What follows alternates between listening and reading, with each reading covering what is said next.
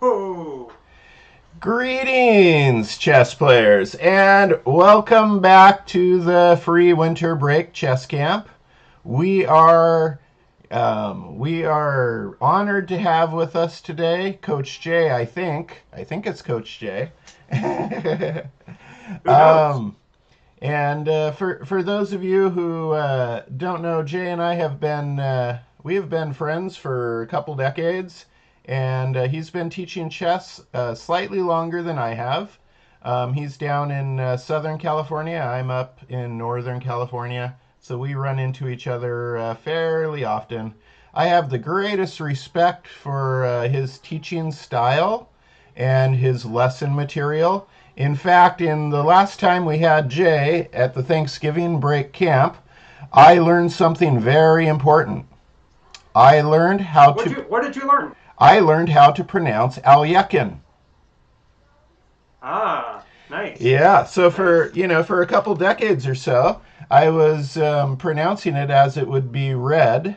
Maybe if you're reading a book in English, and that I was mispronouncing it as Alekhine, but it is Alekhine. And I caught Jay saying that, so I decided to go and look.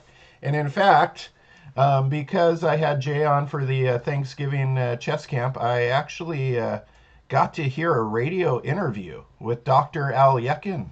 It exists on the internet, and that's cool to actually hear a voice of a great chess player like that, to actually hear them speaking. Yeah, I had no idea that that it's was available. surprising. His voice is very surprising, isn't it? So, It is. I'm gonna shave real quick. Okay, there. Now that I've shaved, I can make a little bit better connection here.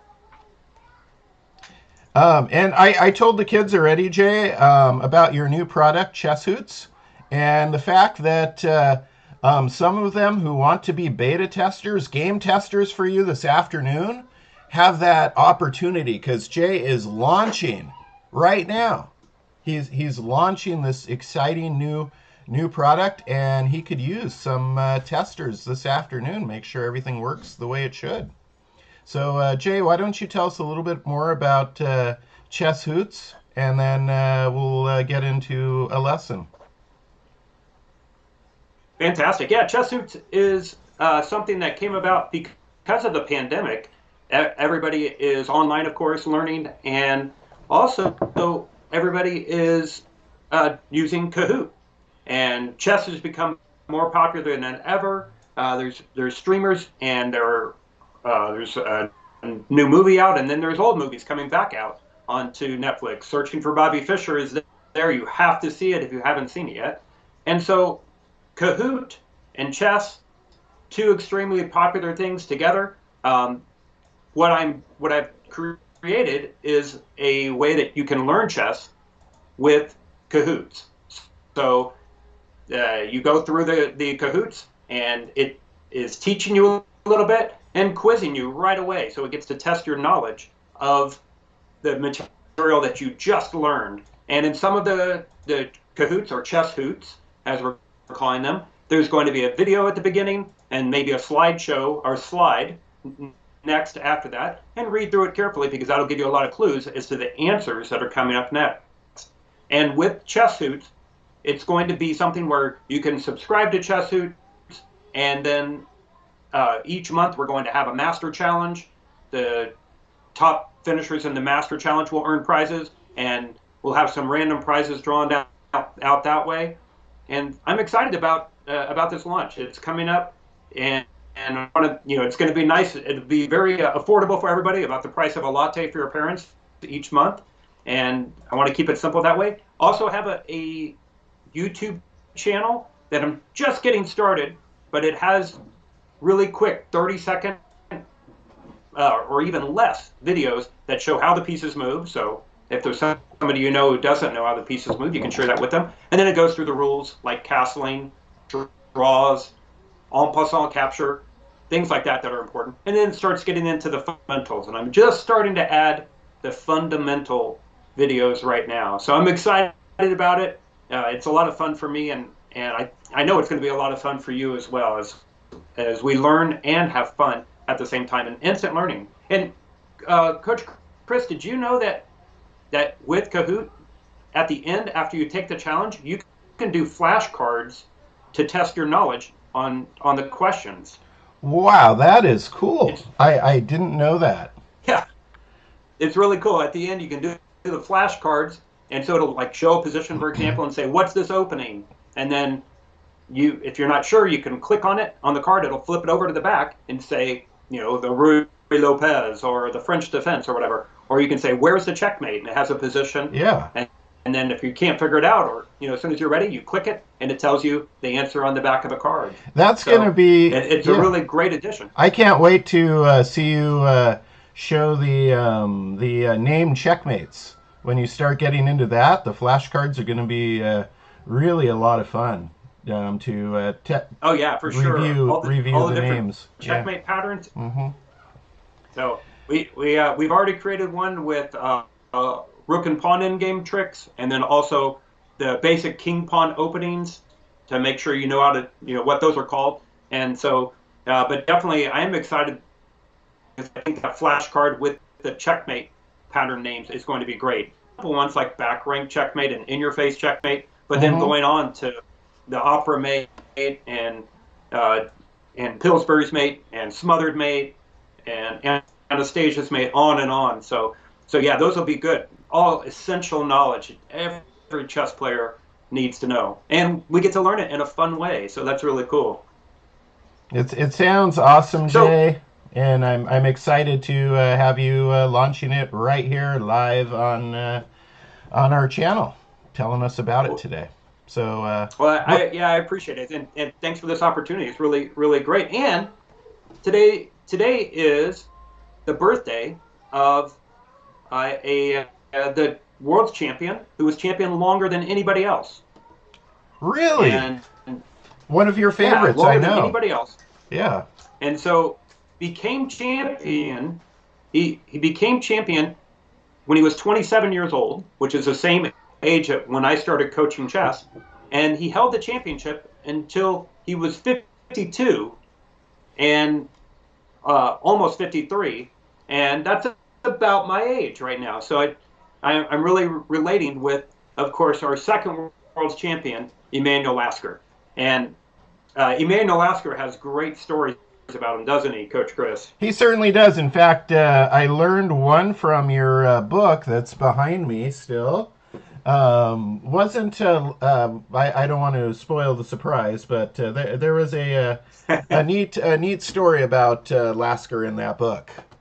I learned something about Well, his yeah, relationship with his wife in that book. that's true. There Yeah. is that one. I was going to share the story this morning of Lasker and the missing pawn, Ah. but I also wanted to tell the Lasker story. Lasker, a funny one. Lasker was on a train trip, and he was going along in the train, and he had his little chessboard with him to study with. Maybe it looked like this. Something small that he could just sit there and study with. And he he was sitting there, and somebody came up to him and said, "Hey, I noticed you're a chess player. So am I. Would you like to play a game?" Now, do you think that they had seen his picture on the internet? Well, probably not, because it was the early 1900s. But maybe they had seen him on TV, like on Good Morning America. Well, sorry, that wasn't around yet either. And so, not even Chess Life magazine was getting widely circulated, and this was happening, of course, in Germany. And so, Lasker said to the guy, "Well, I'm not really that good of a player, so I don't think I'd be a good match for you." Of course, he was joking. And the guy he goes, "Tell you what, I'll play you a game, but I'll play you without my knight." And Lasker says, "Huh?" And he gets an idea. He says, "Okay, you're on. Let's do it." And so the guy plays without his knight, and Lasker loses. Well, do we think he really lost, or did he lose on purpose? In any case, he loses, and the guy's like, "Hey, I thought you played pretty well." And of course, it's Lasker was probably playing great, but just making a couple big mistakes here and there to let the guy win. And so Lasker says, "Well, yeah, but it wasn't very fair." And the guy says, "Wasn't fair? What are you talking about? It wasn't fair." And he says, "Well, you played without your knights. You got to castle early and get your rook in the action and get your king to safety." And the guy says, "You mean you think that playing without a knight is an advantage?" And Lasker says, "Of course it is." And the guy says, "Oh my goodness, you really are a beginner player. Tell you what, if it makes you happy, you play without a knight and see if you can beat me." Well, Lasker plays without a knight, but he plays at full strength and he crushes the guy. And the guy's like, "What the heck just happened?" And Lasker says, "Okay, now you play without a knight again." He lets the guy win. Lasker plays without a knight and he crushes the guy. And back and forth it goes on the whole train ride. Finally, the guy gets to his stop. He gets off the train and he says, "Oh my goodness." He goes, "I never would have believed it. I can't wait to play without my knight against the guys at the chess club and crush them all." Ah, So Lasker was a practical joker. He liked to joke around. that's funny. But today Lasker would have been 152 years old today. He was born Christmas Eve in 1868, and he became world champion in 1894, and he held that title. He took it from Steinetz, and he held the title until 1921, when the great Cuban player, Jose Raul Capablanca, took it from him in a match in a very, very hot Havana. It was so hot and humid, and they didn't have air conditioning, that after 14 games, 10 draws, and 4 wins by Capablanca, then Lasker said, "I've had enough."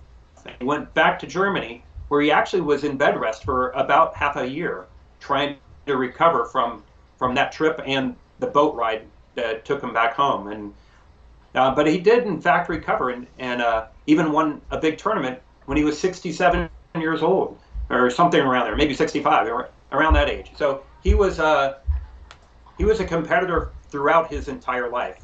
He was. But you're it almost didn't happen. Yeah, your audio glitched for just 1 second when you were telling us what birthday we are celebrating. How old would he have been today?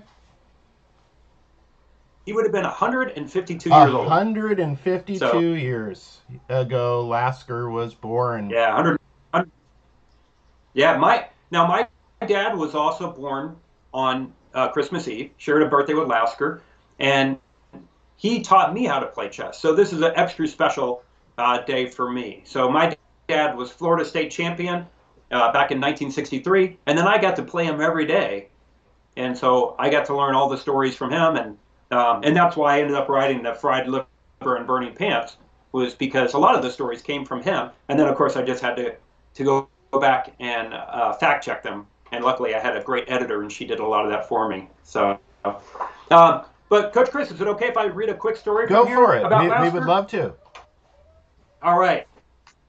So in this story, it's called "An Absent Pawn Changes History." And then after I read, then I'll, if I can go back, I'll share my screen, share a drawing from this, and then go on to the game. Sounds great. So, "An Absent Pawn Changes History." And it starts with a little poem. "Last night I saw upon the stair a little man who wasn't there. He wasn't there again today. Oh, how I wish he'd go away." This was written by William Hughes Mearns. The words above are from a poem called "The Little Man Who Wasn't There." It's just a little piece of entertainment, something to make us smile. Things that aren't there can't possibly make any difference, right? Actually, sometimes they can. Did you know that a pawn accidentally missing from a chess game probably contributed to the great Emanuel Lasker becoming world champion? Here's what happened. By 1889, Lasker had become a strong chess player. He didn't earn the title of master until he narrowly won the Hauptturnier, which is German for candidates tournament, that year in Breslau. Before that event, Lasker hadn't been doing so well in the tournaments. He became a little bit discouraged. He wrote a letter to his brother to inform him that, unless he won the Hauptturnier, he would be quitting chess in favor of mathematics. Fortunately, the event ended with Lasker tying for first place and winning the playoff game. But the strange thing is how he ended up with a tie in the first place. A strong player named Emil von Feyerville had beaten Lasker and was tied with him in the standings, but von Feyerville still had to finish an adjourned game with a different opponent. Now, Coach Chris, do you remember adjourned games? Did you ever have any adjourned games in your chess career? I did not have an adjourned. Actually, I've had a lot of adjourned games. The reason is when you're coaching chess and you've got to get to somebody else's house for another lesson, and you're in a really great position that you want to finish. Of course, now it's really easy to adjourn a game. We just take a photo with our phone, and then we can come Right. back come Yeah, back that's to that true. position. And so Yeah. the way it used to happen in like a tournament. Imagine you were in a tournament and your game was going on and on and on. And it used to be they didn't have sudden death time controls. It wasn't like as soon as you ran out of your 30 minutes, the game was over. But instead, if you made it to move 40, then you got extra time. And then if you made it to move 60, you got more time. And if you made it to move 80, you got more time added to your clock. And so the games could just go on and on. And so they would go on and on, except there's another round that has to start. So the tournament director would walk over and he'd say, "Okay, guys, this game can't keep going. We have to stop this game."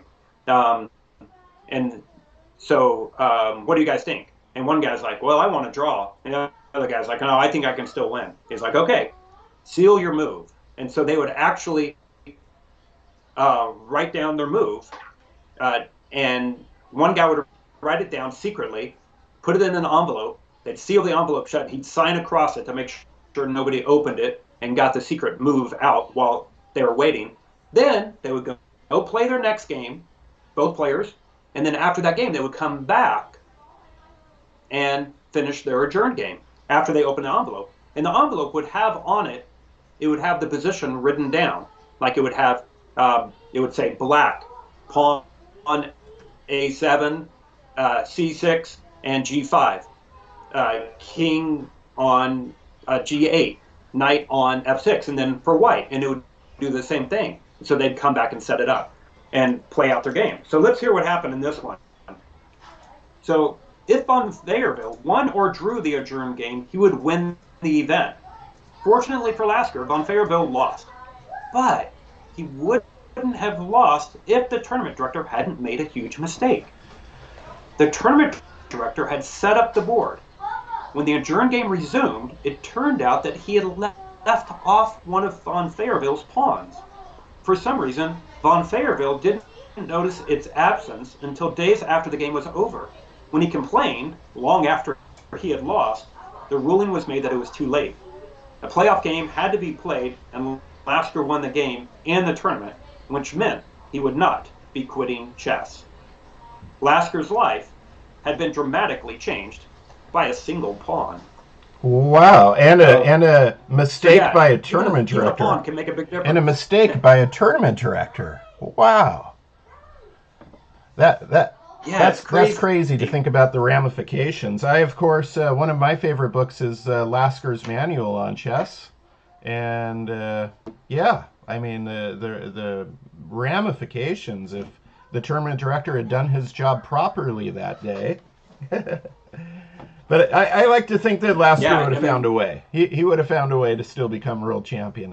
I like to think, but that's an interesting story.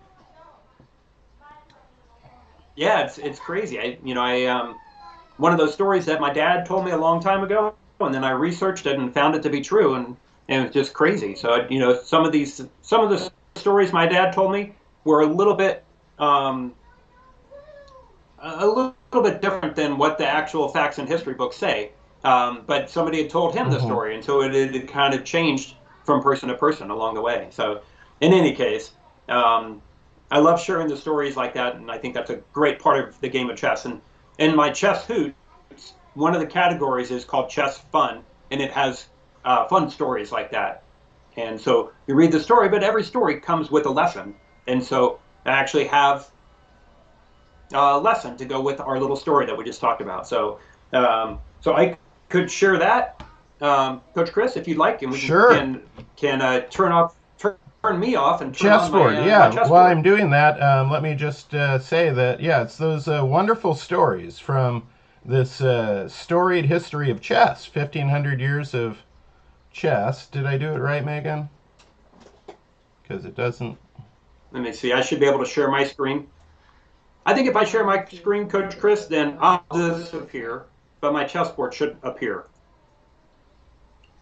So hopefully my chessboard has appeared now. Maybe somebody Um, can confirm it in the chat for you. yeah, let's wait for somebody. There it's going right now. Okay.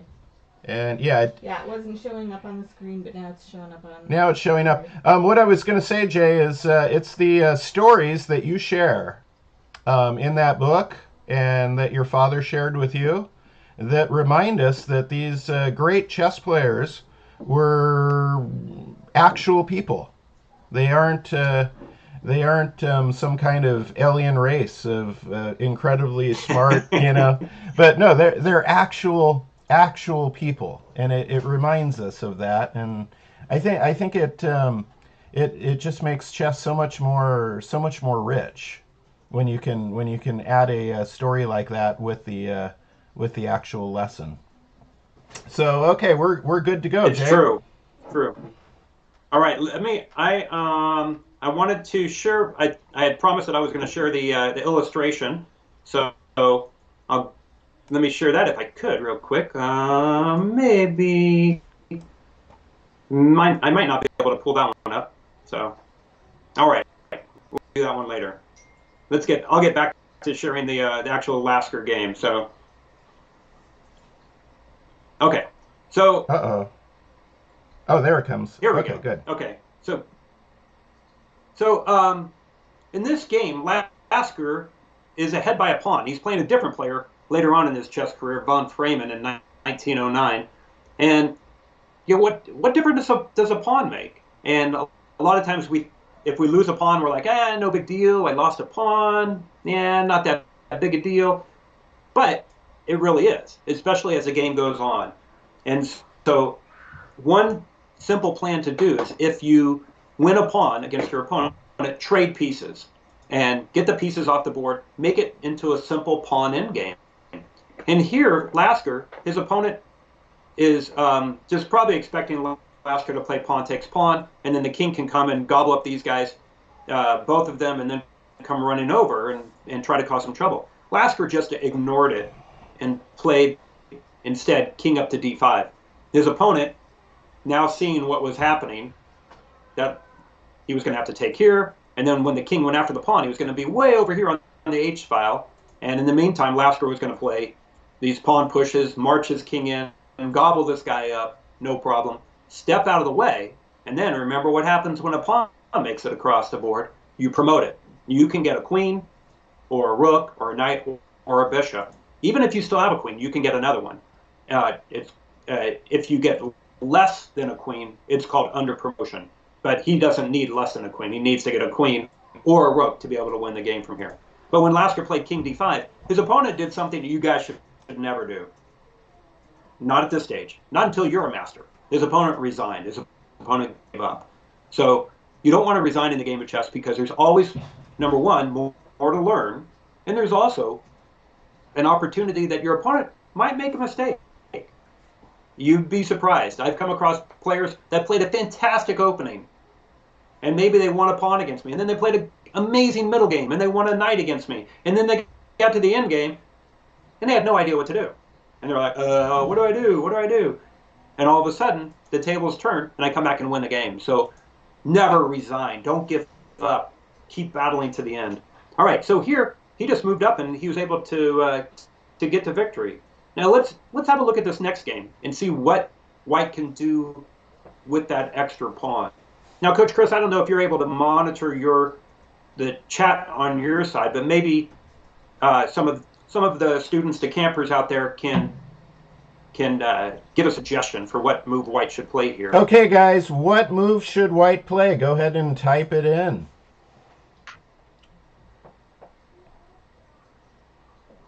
The How do you like my cup, Coach Chris? It's a world's champion coffee cup. Nice. So this one has Max Uva, Botvinnik, Smyslov, and Mikhail Tal. Samar Singh says B5. Wow! Yes! Exactly. Fantastic move. So B5 it is, and with B5 you sacrifice that pawn, but you're going to get a new queen. So after pawn captures pawn, 3 moves later, boom, boom, boom, hallelujah. And so you get a queen, and by the way, they're marching down this way, and if they just keep running like that, then your new queen is going to come over this way. Watch the action. You get a queen. Oh, yes, I'm going to get a queen. I'm going to get a queen. Checkmate. Wah, Wow. wah. So, ouch. That one hurt.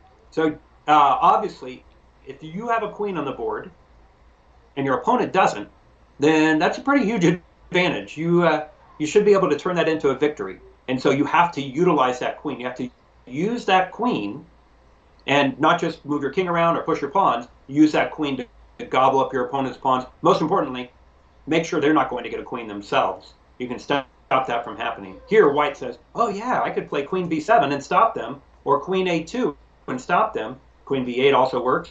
But he says, even better, checkmate. So when you see a good move, stop, take your time, and look for a better one. All right. In this one, white is ahead by 1 pawn, but it looks like everything is, these pawns look pretty stuck over here on the king side. And the black king, of course, is keeping our king from invading. Wow, maybe you should just offer a draw if you're white. Maybe some of the campers have an idea here. What do you guys think white should do? Go ahead and type in your answers. I'll call off your names. And yeah, some of you guys that aren't familiar with notation, that's okay. We'll get there eventually. It's not a rush. Let's enjoy chess, have fun with it, and notation or the writing of the moves will come to you pretty soon. And there is even going to be a chess hoots about notation, so that you guys can check that out. That'll be coming out very soon. Super. Samar Singh, Blizzard Plays, Adriana Garcia, random name, Little and Biggs, Jason Go, Nishita Goli, Hank, Patricia Hoffman, all are suggesting pawn to h5, Coach Jay. Is that correct? Well, then the pawn just takes. I don't even know what they're thinking. That just seems like a crazy idea to me.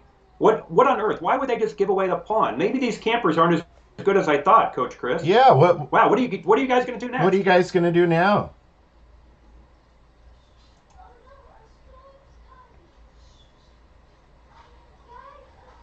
Go ahead and type in. Now move the king? Go ahead and type in the move when you see it. What are they planning? What is their big idea of just giving away a pawn? Hey, sweetheart, can you fix my window? And now they're all saying, all the same players chiming in again in unison are saying, same technique, play pawn to g6. Oh, there you go. Fantastic. Yeah, good job, guys.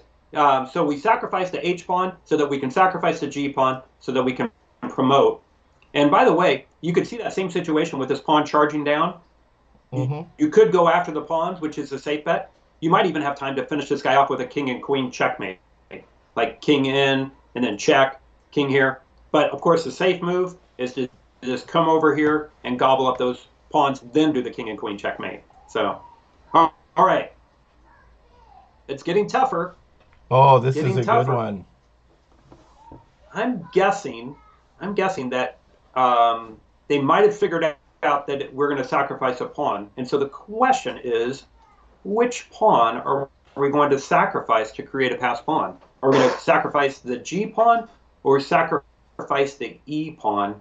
And why? Why do we choose one over the other? Which pawn do you guys think? Which pawn?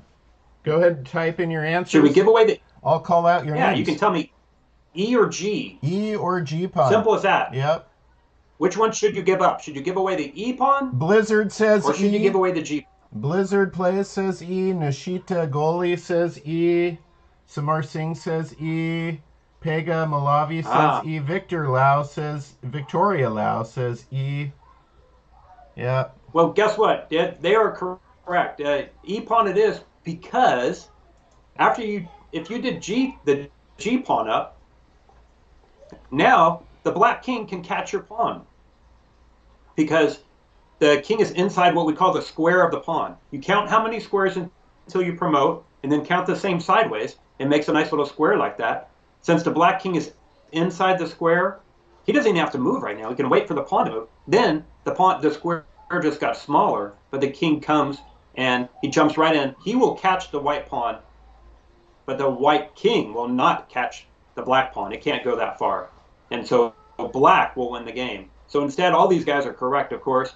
We play e5, and now this pawn, the g pawn, is running, and the king is too far away. He can't move into the square. He would have to go 2 squares, and you can't do that last time I checked.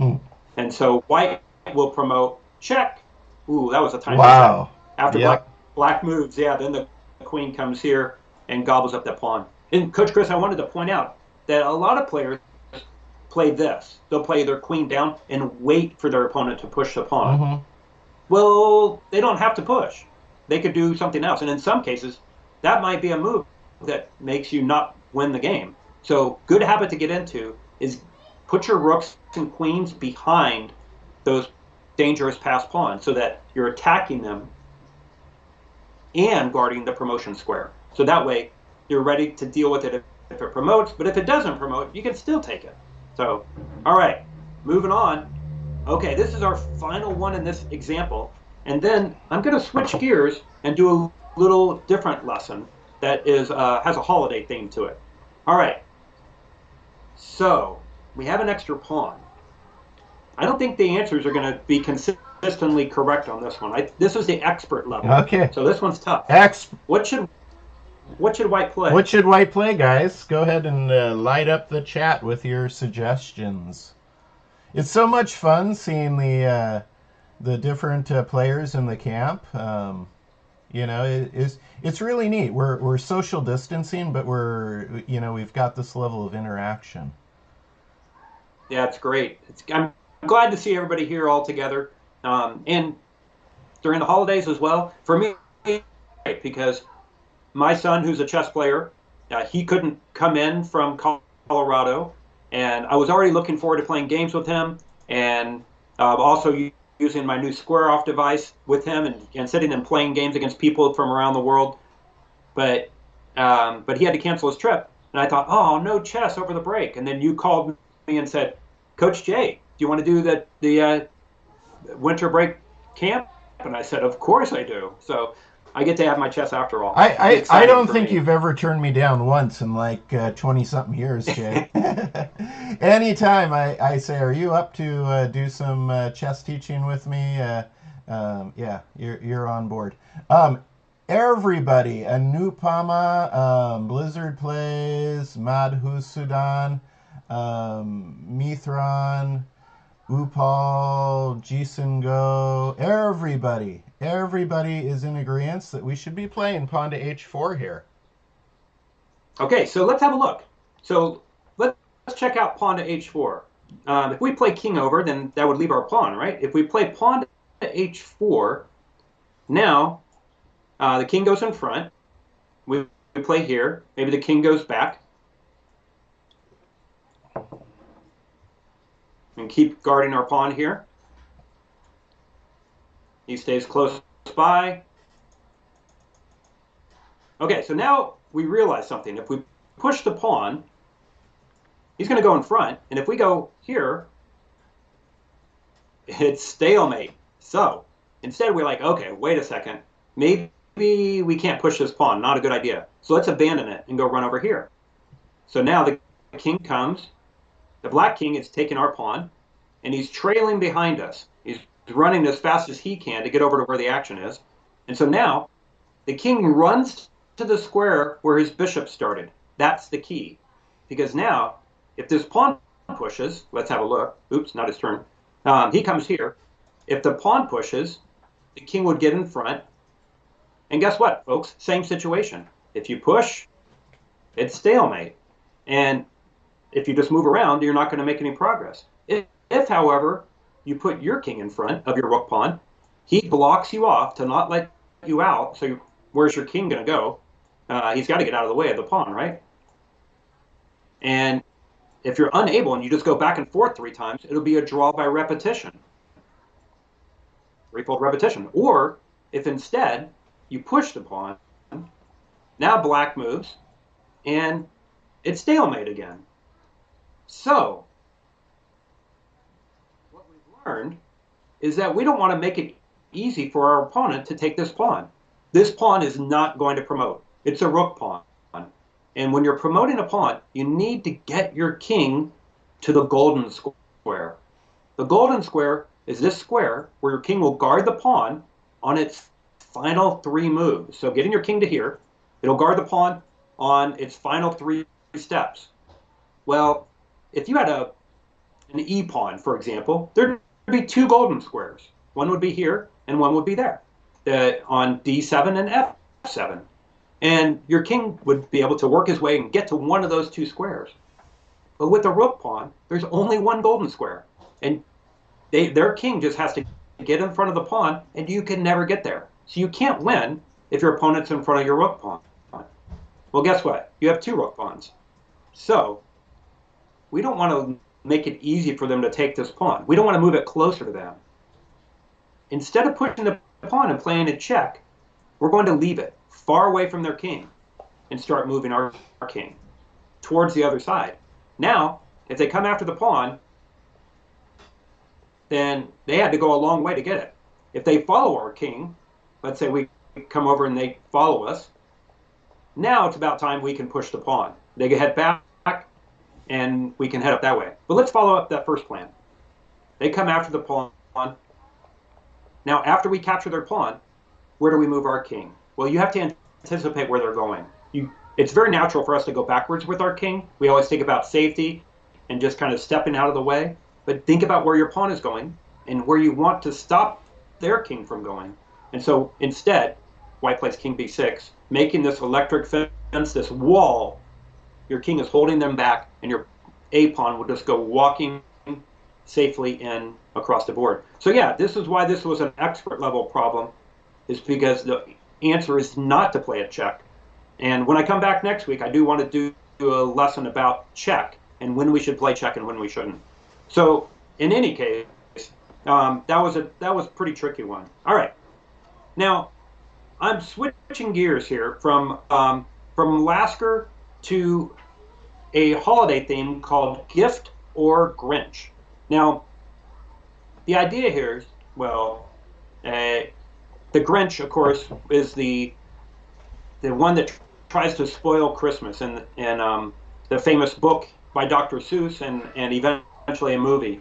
And also, equaling the Grinch is Ebenezer Scrooge. And Scrooge is the guy that famously says, "Bah, humbug." Now, the two of those guys, they represent when there is a piece on the board that you don't want to take. But if it's just a gift, you should grab it. Let's have a look here.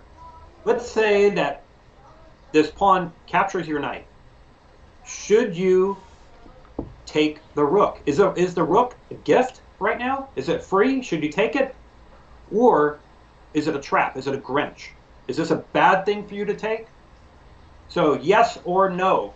Type it in the chat. Yes or no. Should we take the rook? Zhao Wanzu Julia says, bad Grinch.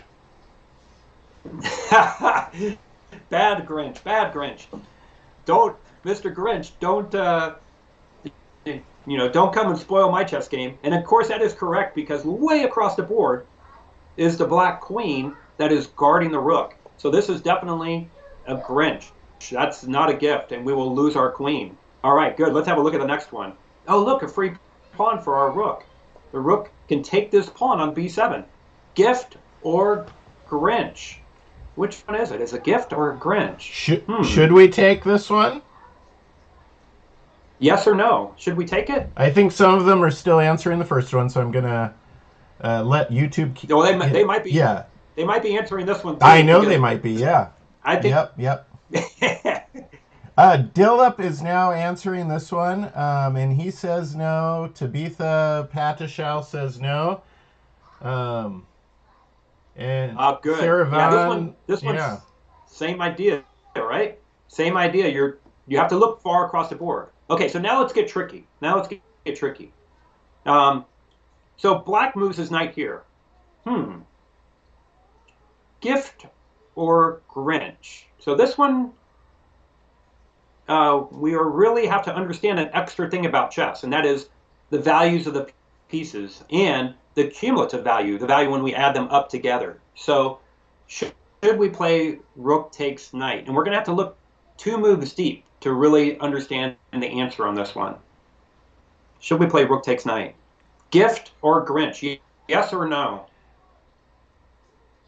And what are we getting, Coach Chris? What are they well, saying? there's a small delay between the when you're going live, so and then it takes them a moment or two to type in. But a bunch of them are now typing in on this one and saying that it is a Grinch, not to take. The bishop is a Grinch. This is a tricky subject, but ooh, Samar Singh is now disagreeing. He's saying it's a gift. So is Drake and Warrior. So yeah. So if we think about how much is a knight worth, 3 pawns. How much is a bishop worth? 3 pawns. What is a rook worth? 5 pawns. So if you add together the knight and the bishop, because don't forget you have a second rook back here in creating what we call a battery. The 2 of them lined up like a battering ram on the E file. And so if you didn't have that rook on E1 to back up the other, and you just captured here, bad idea. The bishop takes, and you gave away 5 and only got 3. But because you do have that backup rook, now you capture the bishop, you end up getting 6 points for 5. Mm-hmm. And Coach Chris, should I tell them the secret about the values of the minor pieces? Do you think I'm allowed to do that since it's the holidays? Go for it. All right, I'm going to tell you guys the secret. Here it is. Knights and bishops are actually worth a little bit more than 3 pawns. They're worth like 3 1/4. So if you want to think of it in dollars, it's like $3.25. So if you capture a knight and a bishop, that's 3 1/4 plus 3 1/4. That's $6.50, and you're only giving up a $5 bill. So you give away 5, and you get 6 1/2. That is a great deal. That gift and batteries included. Yeah. Nice. Yeah. Batteries included. That is awesome. Okay, so now we're going to get tricky again. Black moves the bishop, and it looks like a free pawn. I don't see anything protecting it. Yes or no, guys? Gift or Grinch? Should we take that pawn? And again, we'll give them just a moment or two to catch up and make their decision. Go ahead and light up the chat, ladies and gentlemen. This is fun. And we are going to have a chess hoops that you guys will be able to do after that. You'll be able to do this one on your own time, I think, because I don't, Coach Chris. Yeah, I think we decided that we were going to give out the code for them on the morning one, or did we want to try it with anybody who wants to guinea pig with us? We gave we put the code that you sent us in their assignments. Okay, great. And so that way all of you, it's completely voluntary, but it's your chance to be a beta tester for Coach Jay and his chess hoots. Anytime somebody asks me to beta test or game test, that's neat, and I almost always take them up on the offer, because that means you're one of the first people through the gate. You get to see the new product and use it before anybody else, and that's what we are offering you today. And by the way, everybody is saying it's a gift, but Zhao Wanzhou Julia says no, the bishop will go to c6. And oh man! Oh wait! And Samar Singh had one question he wanted to ask real fast before we get to the answer. He asked, and Uh-oh. I'm sure you can answer it really fast. How do we use the code? So I think he's talking about the chess hoots. How do we use? Oh, okay. Yeah, so we'll get to you'll go to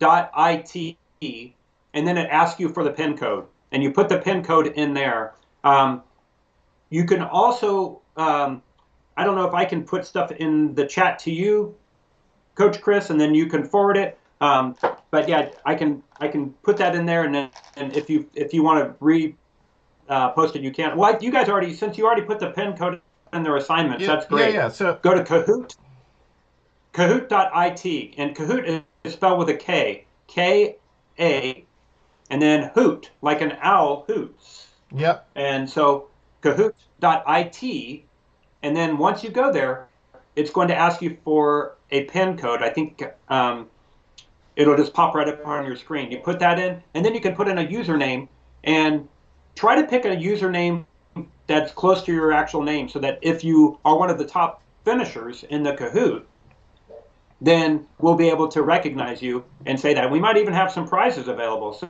that would be nice. So, Yeah, so all right. it's So, yeah. it's really easy. That code we gave you and the link, you click the link, it will take you to Kahoot.it. You type in the code, and then boom, you get to beta test for Coach Jay, and he will be much appreciative because every once in a while, even us great chess coaches make a small mistake or something. So it's really important That's to true. have these things beta tested. And like I said, you guys get to be the first to check it Yeah. out. That's exciting. Okay, so let's see. Like I said, Zhao Wanzu Julia says, don't take the pawn. Jason Go says, no. Blizzard says, it's a Grinch. And It is a yeah, Grinch. So up on the screen now, we see that if you take it, the bishop moves indeed to c6, and there is a fork, and so you lose your rook. So you have to look and see what your opponent's going to play next. Now, this one is a trick in a different way. So we have to really keep an eye out. What is our opponent going to play if we capture the knight? Do they have a good move? Yes or no? If they don't, then great, we should grab the knight. So is this a gift or a Grinch? should we take the knight with the rook? We'll give them a second for the feed to get to them, and then type in their answers.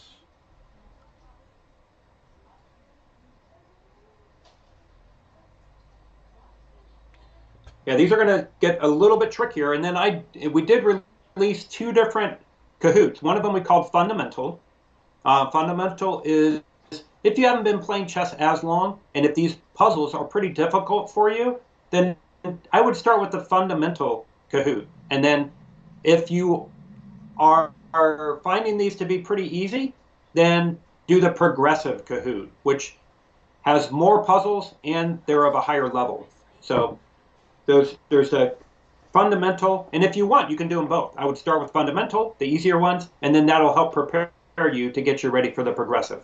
Hey, Megan, one thing real fast. Yeah. Would you be able in the chat to please put Chess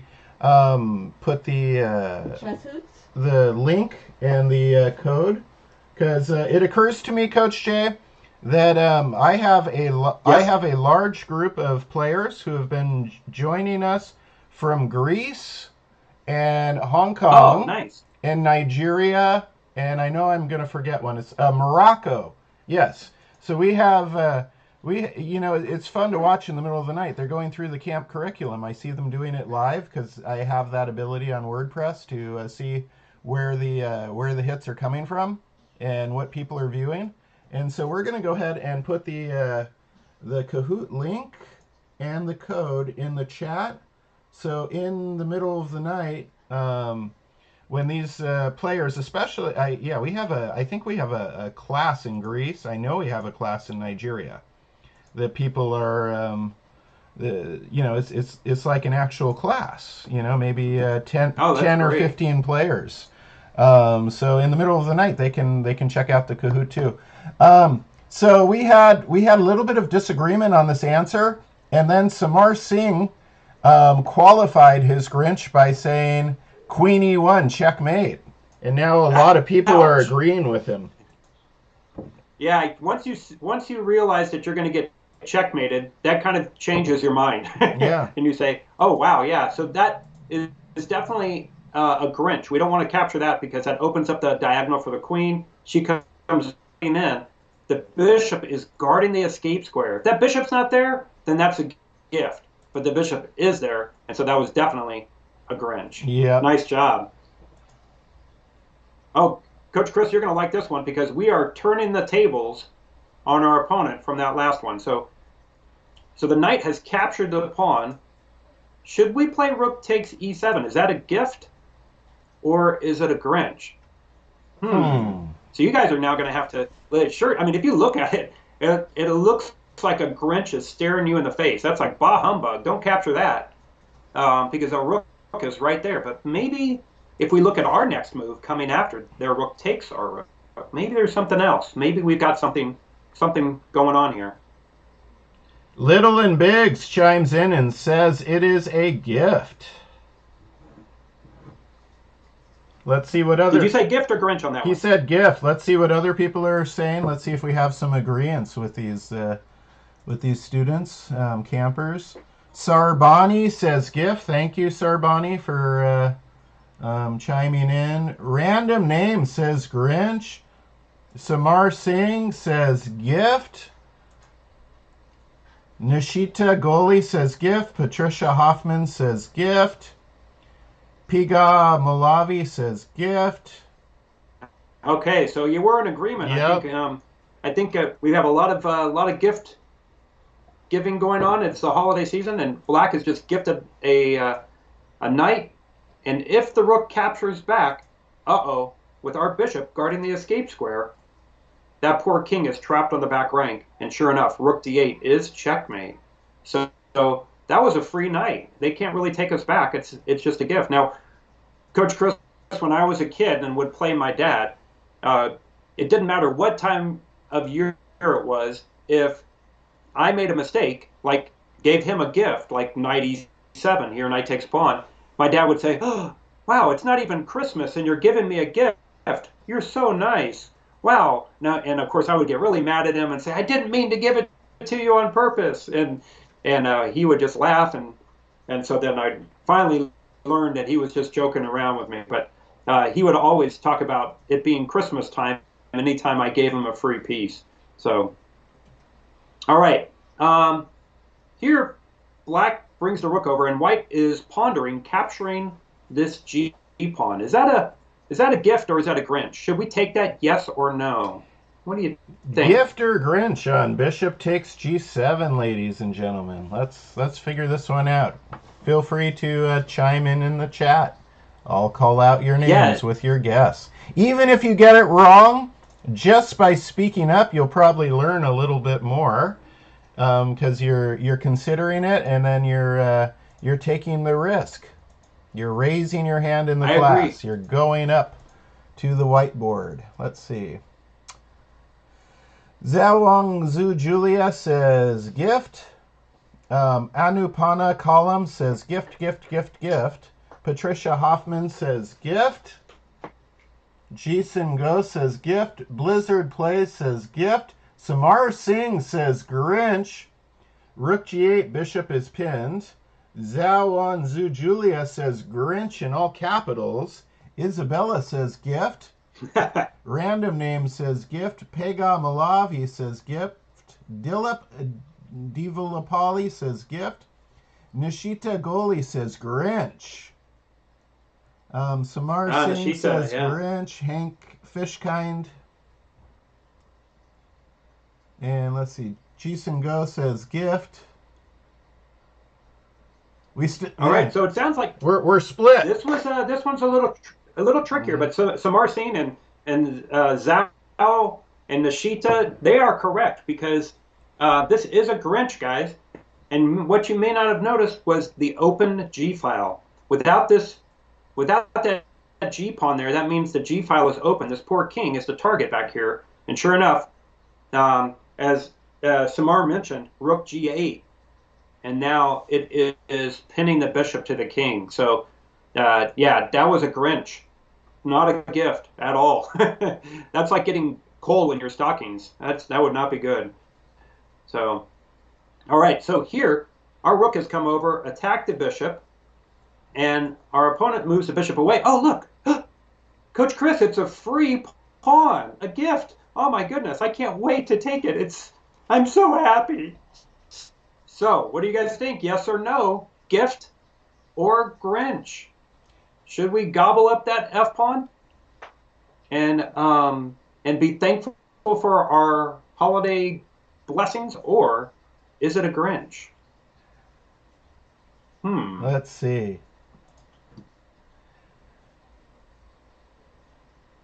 Samar Singh says, as you guys might notice, yeah, they're getting tough. They are. Little and Big says no. He doesn't think we should take it. Samar Singh says you can sell coal for money, though. Pretty clever, Samar. Mithran Rigupathy says Grinch. Jason Go says gift. Nishita says Grinch. Blizzard Plays says gift. This is fun, Jay. They're divided again on this one. It's always fun. Samar Singh now says Grinch, bishop b2 check, and you lose the rook. Samar seems to give away a lot of the ideas. So Samar's really on this one. Yeah. I like the complete answers from Samar. That's nice. Yeah. So yeah, let's have a look. Samar, Nishita, Nithan, Little and Big, correct. This is a Grinch. When the rook captures here, now we have what's called an X-ray attack going from the black rook to the white rook, and the only thing in the way is the bishop. So the bishop moves, and this creates a discovered attack. Now, this would not be a good move if you did a normal move with a bishop, like if you had moved it to, say, e5, then the white rook would take the black rook. But sadly for white, the bishop plays check and gives away its 3-point life so that black gets to take your 5-point rook. Well, 3¼ point. And so now it's an advantage to black. Don't resign. It's definitely not over because it's still a pretty darn close game. 2 pawns against 1 on the king side with a bishop there to help protect them. But black definitely has the advantage if we take that. So that was a Grinch. All right, we're getting near the end of our gift and Grinches. Oh, look at this one. The rook takes.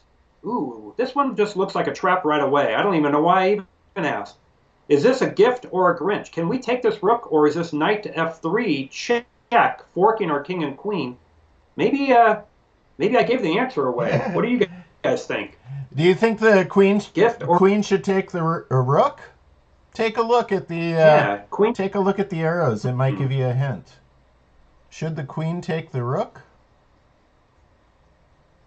But there might be one more arrow coming, Coach Chris. We'll see. Yep. You fooled me for a second there, Jay. Good one. I love it. Well, hey, it's all part of the season. And this year, it's all a totally unexpected, unprecedented year, and so that's the theme on this one. You never know what to expect. Yeah, absolutely. And as I said, it's nice. It's nice that we've done these camps online and classes online a few times now, and I'm able to enjoy myself and the interaction without all the organizational worries that maybe I had during the first one or something. This is fun. I'm really enjoying this lesson, Jay. It's really well put together, as always.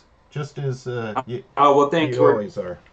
It's fun for me, and obviously hanging out with you is extra bonus here during the holidays. So, all right. So what are they saying in the chat, Coach Chris? At first, a whole bunch of them said it was a Grinch, and now let's see. And now some of them are saying gift because the queen moves into check. pinning the knight. Ah, Yeah. that is the problem. Yeah, the knight can't move here. Watch me try to do it on the screen, guys. I'm going to try to make the move. It just goes right Yeah, it past me. does. It will not let me do it because the knight is pinned to the king. You can never make a move that leaves your king in check. And so that knight can't leave. And that was a gift. That was a free rook. I'm not So, surprised that you tricked me at first with this one, Jay, because let me tell you, when I'm playing speed chess, just having fun, that is one of the reasons why I will lose a game. Consistently is I'm calculating ahead really fast, and I miss a pin. yeah, Yeah, the yeah, pins are yeah. tricky. Okay, so this is our last one, Coach Chris. This is we're trying to decide, and we're having to look a couple moves ahead.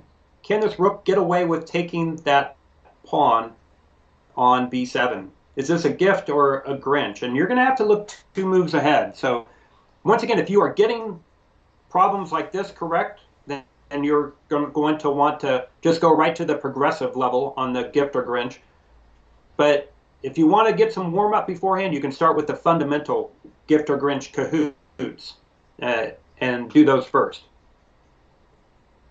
And by the way, guys, you can go to Chess Hoots or the Chess Hoots channel and watch the videos that we have up there. We started with the basics of chess, so it goes through how all the pieces move, introduces you to the game. Then it starts going through the rules. It goes through castling, draws, en passant capture, promotion, and check or checkmate, making sure you understand those. And then we are starting to put up the fundamental videos that explain some fundamental ideas about opening guidelines, in-game guidelines, in-your-face checkmate, that kind of stuff.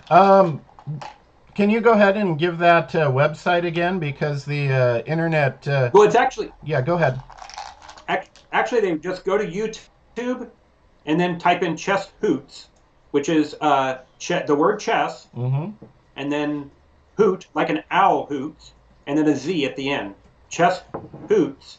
And if they go to Chess Hoots on YouTube, then they can subscribe to my channel there, and we'll keep adding videos on that Great. So so that they can just chess watch hoots. the Yeah, videos. Yeah, chess hoots. Chess Hoots. And they've had now a little bit of time to consider this position. And What do they think? Nirmala says gift. Divaran Reddy says gift. And Zhao Zhu Julia says Grinch because rook takes b7, rook a1, king g2, bishop e4. The rook is gone. Yeah. Yeah, that's the one good way to put it, isn't it? Yeah. Let's follow along with that line. So everybody eyes on the board. The bishop comes here. The rook takes. Big mistake. Check. And now you can give away a rook by moving it to the back, one of the 2 rooks. Or the only other choice, sadly, is king to g2. And now, boom. Ouch. That rook wishes it weren't on b7 where it took that poison pawn. And that pawn was definitely a Grinch. It certainly was. So, Hey, Coach Jay, we got to get these kids to their tournament rounds. These students, I should say, because we do have adults in this class as well. So awesome. thank you so much for doing this with our morning block of lessons. I really enjoyed this a bunch, and I'm going to be seeing you with a different group of campers at 1 o'clock. Thank you so much, Coach Shea. Yeah, 1 o'clock Pacific. Yeah, 1 o'clock Pacific. All right, guys. Merry Christmas, everybody, or Happy Holidays if you don't celebrate Christmas. But make sure you be nice to everybody, no matter if you celebrate Christmas or not. Have a great one, and we'll see everybody soon. Check you later. Awesome. Thanks a lot, Jay. Thank you.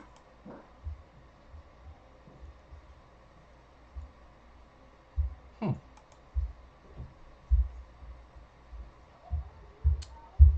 The end stream button.